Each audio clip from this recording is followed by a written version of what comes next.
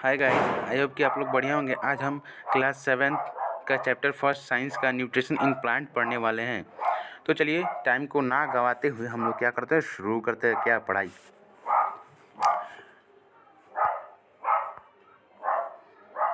सबसे पहले in class 6 you learn that food is essential for all living organism. Class 6 में आपने पढ़ा होगा कि फूड सभी लिविंग ऑर्गेनिज्म के लिए आवश्यक है। You also learn that carbohydrate, protein, fat, vitamins and minerals are the component of the food and this component of the food are called nutrients. आपने ये भी पढ़ा होगा कि फूड की कंपोनेंट का मतलब क्या, पार्ट। जैसे अब मान लीजिए कोई फूड बना है, कोई भी फूड सब्सटेंस है, जैसे आपका केला हो गया, केला चाहे कोई फल हो, तो उसमें क्या क्या पाए जाते हैं, उसमें कार्बोहाइड्रेट किस किस चीज़ों से मिलकर बना होगा, कार्बोहाइड्रेट से मिलकर बना, फैट से मिलकर बना होगा, और विटामिन मिनरल्स से मिलकर ही बना होगा। ठीक है, दुनिया का जितना भी कोई भी फूड है वो किस चीज़ से मिलकर बना होगा, या तो carbohydrate, protein, fat, vitamin, mineral से मिलकर ही बना होगा। इसीलिए क्या कहता है, ये कंपोनेंट ऑफ फूड है, and this component of food are called nutrients and are necessary for our body. All living organism required food. Plant can synthesize food for themselves. Plant अपना खाना खुद बना सकते हैं, but animal including human cannot. और animal मानव को लेके animal मतलब मानव भी, एनिमल में मानव भी आ जाता है। एनिमल ऐसा नहीं कर सकते हैं। They get it from plant और animal that eat plant. Animal कहाँ से खाते हैं खाना, या तो प्लांट से खाते हैं डायरेक्टली। एनिमल डायरेक्टली किस पे डिपेंडेंट है, प्लांट। और इनडायरेक्टली किस पे डिपेंडेंट है, एक तरफ से डायरेक्टली डिपेंडेंट है किस पे, एनिमल में, और एक तरफ से इनडायरेक्टली। जैसे देखिए अब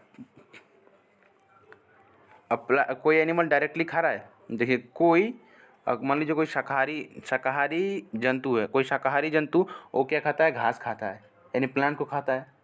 और उसी को कौन खाता है, उसी को कौन खाता है, हम दूसरा मांसाहारी जंतु खाता है। तो इस तरह अब देखिए, जो शाकाहारी है, शाकाहारी जंतु वो प्लांट से डायरेक्टली न्यूट्रिशन ले रहा है, और हम लोग क्या, प्लांट से इनडायरेक्टली, यानी उस शाकाहारी जंतु के माध्यम से ले रहे हैं। इसीलिए जो हम लोग किस तरह डिपेंडेंट है प्लांट में, डायरेक्टली और इनडायरेक्टली तरफ से डिपेंडेंट है। अब देखिए क्या कह रहा है, दस human independent mode of nutrition in plant. The plant are the only organism that can prepare food for themselves by using water, carbon dioxide, minerals, and raw materials are present in their surrounding. The nutrient enable living organism to build their bodies, grow to repair damaged part of their body and provide the energy to carry out life process. जो nutrient है वो योग्य है किस ये organism के कुछ कार्य करने में योग्य है। ऑर्गेनिज्म में ऐसे ऐसे कार्य हैं जो कि न्यूट्रिशन ही कर पाता है, जैसे बॉडी को बनाना, ग्रो करना, repair damage part of their body, energy provide करना। ये सब कहाँ से मिलते हैं हमें, ये न्यूट्रिएंट से मिलते हैं। उसके बाद देखिए the process in which the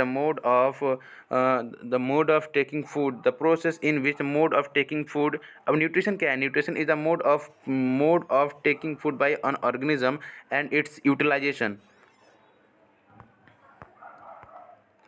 अब तरीका, न्यूट्रिशन क्या है, मोड ऑफ टेकिंग फूड, यानी खाना को लेने का तरीका, खाना को मोड एक तरह से प्राप्त करने का तरीका, एंड उसको यूटिलाइजेशन करने का, अंदर लेने का तरीका, और उसको यूटिलाइज करके एनर्जी कैसे प्राप्त किए, उसे क्या कहते हैं, न्यूट्रिशन कहते हैं। The mode of nutrition in which organism make food themselves from simple substance called autotrophic.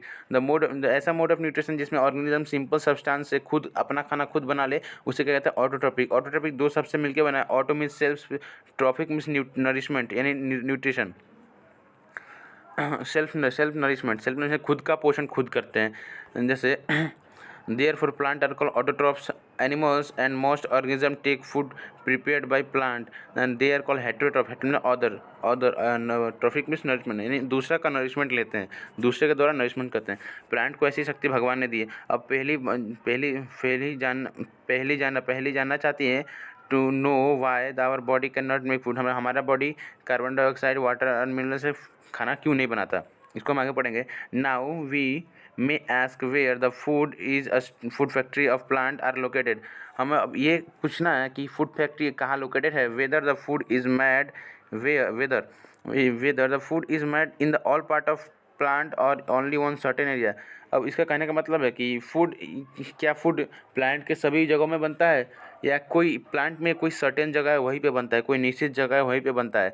How do the plant obtain the raw material from the surrounding, how do they transport them to food factories of plant. अब photosynthesis पढ़ना है, making process in plant. Photosynthesis क्या है? Food making process in plant को क्या कहते हैं? Photosynthesis. ठीक है।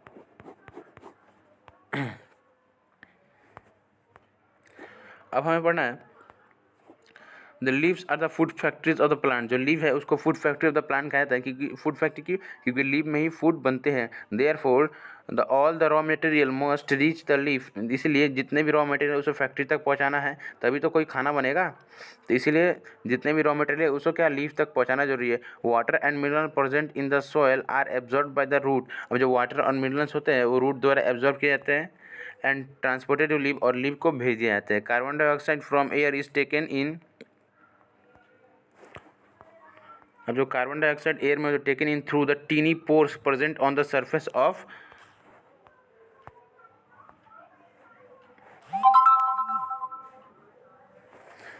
Present in the tiny pore through the tiny pore present on the surface of leave. अब लीव के सर्फेस में टीनी पोर्स होते हैं। This pores are surrounded by the guard cell. अब surrounded by the guard cell, दो guard cell होते हैं, दोनों तरफ से घिरे हुए होते हैं। Such pore are called stomata. इस पोर को क्या कहते हैं? एस्टोमेटा के नाम से जाना जाता है। Bhujo want to know how water and minerals are absorbed by the root and reach the leaf. Water and minerals are transported to leaf by the vessels which runs। अब वाटर और minerals जो transported किए जाते हैं to leave by the vessel which run like pipe through the root stem branch and leaf. एक plant के अंदर एक वेसल होता है, यानी पाइप होता है, जिसमें रूट से लेके लीफ तक दौड़ती है। They form a continuous path for passage for the nutrition to reach the leaf. They are called vessels। और इसे क्या कहते हैं? वेसल कहते हैं।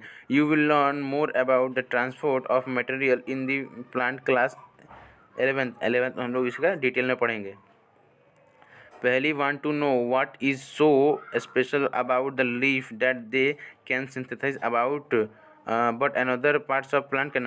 अब लीफ में ऐसी कौन सी खासियत है? पहली को अब खुजली हुई, पहली जानना चाहती है कि लीफ में ऐसा कौन सी खासियत है जिसके कारण वो खाना बना पाता, सिर्फ लीफ ही बना पाता है प्लांट का। अब तो पहली को लगा लीफ ही क्यों बनाता है, तो पहले ने सोचा कि लीफ में कुछ तो कुछ होगा, तो पहले ही जानना चाहते हैं कि लीफ में क्या है जिसके कारण सिर्फ प्लांट में लीफ ही खाना बनाता है। अब चलिए अब इसको देख लेते हैं। यू हैव, आप सेल के बारे में पढ़ा होगा। जिस तरह you have seen that building are made of bricks, आपने देखा होगा building are made of bricks. Similarly the body of living organism made of tiny unit called cell. उसी तरह जो लिविंग ऑर्गेनिज्म की बॉडी है वो छोटे छोटे यूनिट से मिलकर बनी होती है, उसे कहते हैं सेल कहते हैं। Cell can be see under the microscope. Cell इतने छोटे होते हैं कि उसे माइक्रोस्कोप के अंडर ही देख सकते हैं। Some organism are made of only cell one cell. कुछ ऑर्गेनिज्म ऐसे भी होते हैं जो वन सेल के बने होते हैं। Cell is enclosed a thin outer boundary. Cell एक बाउंड्री से घिरी होती है थिन, उसे क्या कहते हैं? Cell membrane. Most cell have distinct centrally located spherical structure को। मोस्ट ऑफली जितना अधिकतर सेल अलग अलग सेंट्रली लोकेटेड स्फेरिकल स्ट्रक्चर को पाए जाते हैं, धारण करते हैं, न्यूक्लियस कहते हैं। The nucleus is surrounded by A jelly like substance, इसको साइटोप्लाज्म। न्यूक्लियस के सराउंडेड जेली लाइक का सब्सटेंस होता है जिसे क्या कहते हैं? साइटोप्लाज्म कहते हैं। चलिए अब आगे बढ़ते हैं। The leaf have a green pigment called chlorophyll. Leaf में क्या होता है? ग्रीन पिगमेंट होता है जिसे क्या कहता है? Chlorophyll. It help leaf to capture the energy of sunlight. अब क्लोरोफिल कैप्चर क्यों करता है? क्योंकि क्लोरोफिल में यदि आप बड़े क्लासों में जाएंगे तो आपको पता चलेगा क्लोरोफिल का फॉर्मूला, जिसमें अधिकतर मात्रा में क्या होता है? मैग्नीशियम पाई जाती है, जिसके कारण जो लीफ है, क्लोरोफिल है, सनलाइट को ट्रैप करता है, अट्रैक्ट करता है अपने तरफ, एब्जॉर्ब करने की क्षमता अधिक हो जाती है। This energy is use to, अब इसी एनर्जी का प्रयोग क्या कहते हैं? खाना प्रिपेयर करते हैं। From the carbon dioxide water since synthesis of food occur in the presence of sunlight. क्योंकि हमने देखा कि फूड का बनना occur in the presence of sunlight में ही होता है, इसीलिए इट इज़ कॉल्ड फोटोसिंथेसिस। अब फोटो में लाइट, सिंथेसिस मतलब बनाना, टू कंबाइन फोटो मतलब लाइट, सिंथेसिस मतलब फोटो, लाइट के प्रेजेंस में बनाना को जो फोटोसिंथेसिस कहलाता है। So we find that chlorophyll, sunlight, carbon dioxide, हमने क्या देखा, क्लोरोफिल का, sunlight, carbon dioxide and water necessary to carry the process of photosynthesis. It is unique process on the earth, ये एक यूनिक अद्भुत प्रोसेस है अर्थ में। The solar energy is captured by the leaf, the solar energy is captured by leaves and stored in the plant in the form of food। और अब solar energy को capture करके रख देता है leaf and store in the plant in the form of food. Sun is the ultimate energy source in the living organism. अब जानते हैं सन जो एनर्जी का सोर्स है ultimate. You can imagine life in the earth absence of photosynthesis. अरे बिना photosynthesis होगा ही नहीं तो प्लांट भी जिंदा नहीं रहेंगे। जब प्लांट जिंदा नहीं रहेंगे भैया तो हम भी जिंदा नहीं रहेंगे, तो क्या आएगा, पूरी मानव जाति का नाश हो जाएगा, कोई सर्वाइवल ही नहीं कर पाएगा। ठीक है। In the absence of photosynthesis the word would not be in food. मैंने आपको बता ही दिया इसके बारे में।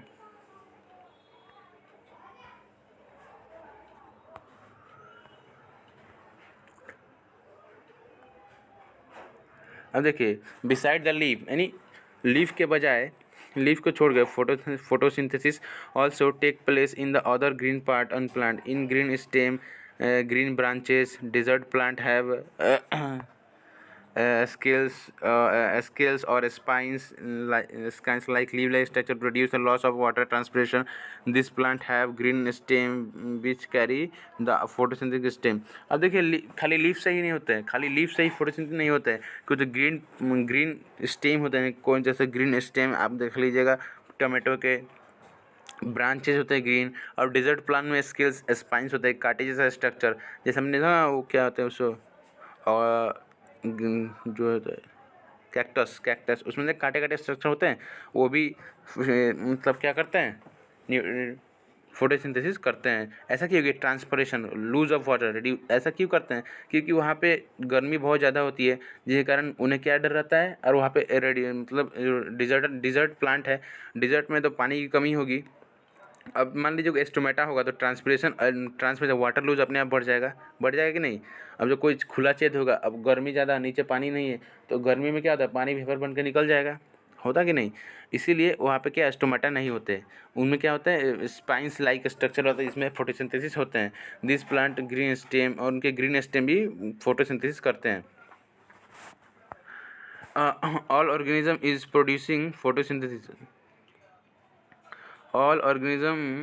all of the organism is producing during the photosynthesis। in the absence of photosynthesis bull life will be impossible। तो हमने बता ही दिया था। during the photosynthesis chlorophyll containing cell of live in the presence of sunlight use carbon dioxide water to synthesize carbohydrate। the process can be represented in equation। इसे equation के तरह से दिखाया जा सकता है। जैसे देखिए, पहले कार्बन डाइऑक्साइड लिया, फिर वाटर लिया, फिर सनलाइट के प्रेजेंस में, और क्लोरोफॉल में, लीफ के कहाँ पे, क्लोरोफॉल में, तब क्या, कार्बोहाइड्रेट प्लस ऑक्सीजन बनता है। बना क्या हमारे पास, कार्बोहाइड्रेट बना, क्या हमारे पास कार्बोहाइड्रेट इक्वेशन, कार्बोहाइड्रेट और क्या, ऑक्सीजन बना। अब ये कुछ स्ट्रक्चर दे दिया है। अब देखिए एस्टोमेटा हो गया, एस्टोमेटा के नीचे क्या, क्लोरोफिल के स्ट्रक्चर दिख रहे हैं। अब एस्टोमेटा यहाँ पे देख रहे हैं, आप गार्ड सेल से घिरे हुए हैं, आप देख सकते हैं कि यहाँ पे एक गार्ड सेल है, ये गार्ड सेल है, ये भी गार्ड सेल है, गार्ड सेल से क्या, और इसके बीच में जो छेद है उसको क्या कहते हैं, एस्टोमेटा कहते हैं। अब एस्टोमेटा का आपको डिटेल में देखना है तो यहाँ पे दिखा दिया है। ये एस्टोमेटा एस्टोमेटा क्या है, जगह है, छोटा सा जगह जहाँ जो खाली जगह है, और उसके अगल बगल में सेल लगे हुए हैं, गार्ड सेल, जो उसको रक्षा करते हैं। अब यहाँ पे देख रहे हैं, यहाँ सन से लाइट ले रहा है प्लांट।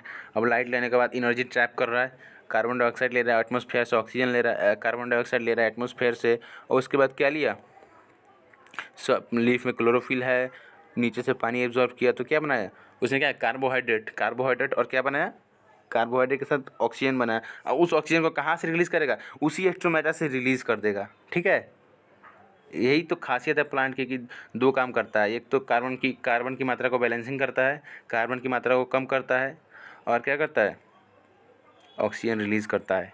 ताज़ा ऑक्सीजन। लेकिन आजकल हो क्या ना, लोग प्लांट को काट दे रहे हैं, जिसके कारण ऑक्सीजन कार्बन डाइऑक्साइड की मात्रा बहुत कम हो गई है। कार्बन डाइऑक्साइड की मात्रा बढ़ रही है और ऑक्सीजन की मात्रा कम हो रही है। इसीलिए कहते हैं कि प्लांट को मत काटिए, बहुत लाभदायक प्लांट है। During the process, oxygen is released. The presence of starch in the leaf indicate the occurrence of photosynthesis. starch चलो कार्बन अब देखिए जो कार्बोहाइड्रेट बना, ठीक है। अब जितना कार्बोहाइड्रेट बना, अब मान लीजिए खाना बन गया आपके घर में, मान लीजिए हमारा घर है तो हमारे घर में 10 आदमी है, 10 आदमी का हमारे घर में खाना बनते बनते 11 आदमी का बन गया, ठीक है।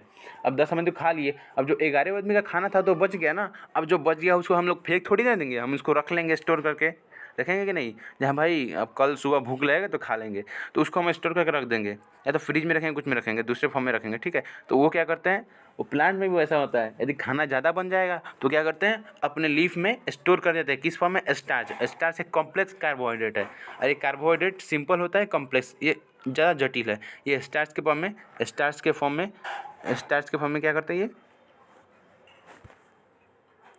स्टार्च के फॉर्म में क्या करते हैं, रख लेते हैं स्टोर करके, ठीक है।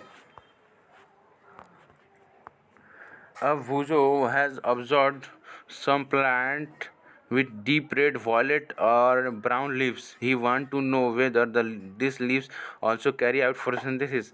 अब वो जानना चाहता है कि जो डीप रेड, वॉयलेट और ब्राउन कलर के लीफ है वही फोटोसिंथेसिस करते हैं। तो इसकी चर्चा हम अगले वीडियो में करेंगे। यदि आपको वीडियो अच्छा लगा हो तो इस वीडियो को लाइक, शेयर एंड सब्सक्राइब करना ना भूलें। जय हिंद।